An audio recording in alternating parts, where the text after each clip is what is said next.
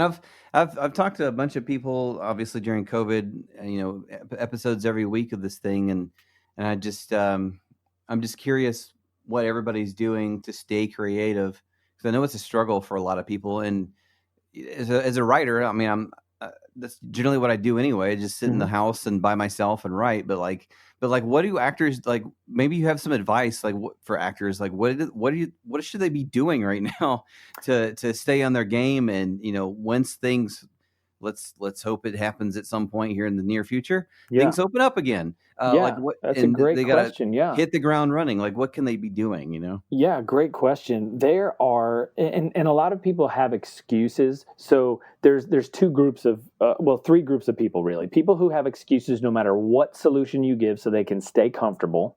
Mm-hmm. Oh yeah. People who really battle about the decision to come out of their growth and take little baby steps to get momentum to get there. And then you've got the third group, which is people who are just all out like a rocket ship. Like, you tell them anything and they're going to crush it within 34 seconds of it. Yeah. Right. So for all aspects of those three groups, it's very, very simple. You have to search, and I'm going the free route right now because of the situation that we're in and so many people not working. Right. You could literally go on YouTube and search acting lessons and find hundreds and thousands of videos from great people and horrible people about things that you could do in your acting career. Yeah. And I'll leave the judgment of which one they fall into up to said listener. You have to just search. You have to get on there. You could do your own acting class. Tell your family, hey, I have acting class every single Wednesday or every Tuesday from 7 to 9. And that's the time when you go on and go through on YouTube to search acting lessons and work on different things. Find a free script or an audition that you had in the past that you did not book. Pull that out. Go through the process of audition preparation that you find online. You have friends in the industry. If you're any sort of actor, even the highest level introvert, you got people you know. So all that means is you call them up and say, hey, I've got a script from an audition I didn't book a year ago. I want to work on it. Would you mind Zoom calling me for free and just being my reader? Let's talk about it. You could coach me. We could play with it. Is that cool? Sure. Email them the thing. Set up a time. Tuesday at 7:30. You're going to be working on this thing. Reading scripts, seeing movies, not as a, hey, I'm going to eat some popcorn and enjoy this, which is important, but also then go back and watch some of the best epic movies that you've ever seen that affected you the most. Figure out why, figure out the writing, figure out what moved you. And then I always tell every actor this, you need to be right now writing something. Oh, okay. You have to. I don't care what you're doing. I don't care well, I'm not a writer. Well, look, I failed English twice. I still, on this day of this podcast, September 24th, 2020, have no idea where a comma goes. Yeah. No idea. But you know what? Script doctors do. When I get coverage, they do the whole deal for me. Yeah, so, that's true. Touchdown. Glory be. Let them handle the commas. I'll just handle the story and the characters, and then we'll just make something that's epic. So there is no excuse as to why you can't grow as a creator if you allow yourself to tell yourself a different story in your head, that I can absolutely be any level of creator in this industry. Man, that's a good.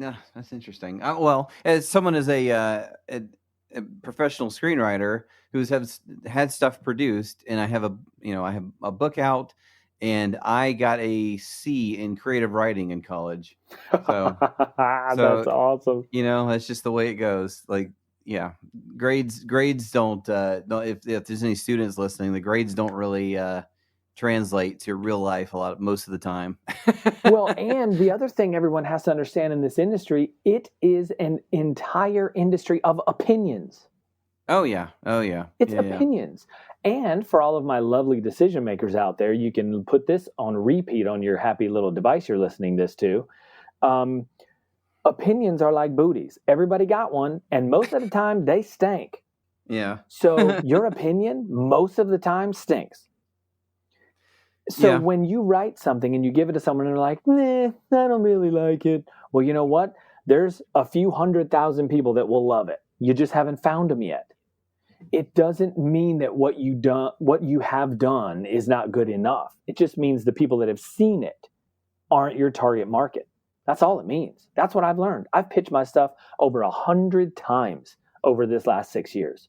Over 100 Mm-hmm. times. And now we've got major players who are interested. So it's not a matter of how many times you pitch. It's a matter of, I'm going to find the people that love this. Because I guarantee you, God would not have given me a story this epic if it wasn't supposed to affect somebody.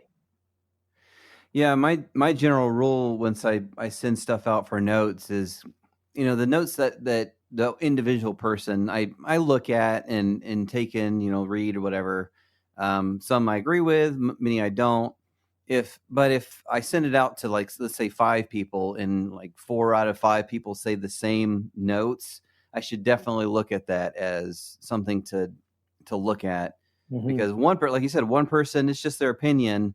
But once you start getting consensus, like, oh, this character makes no sense. If everybody says that, I'm like, okay, there's probably something to this. Yeah. But just one person, like, even if you're just sending it to a friend or a complete professional who's been doing it for 30 years, you don't know what that day was like once they read Yeah. it.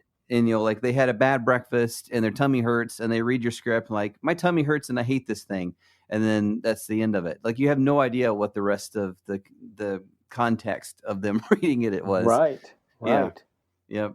Yeah, man. So it's a crazy industry.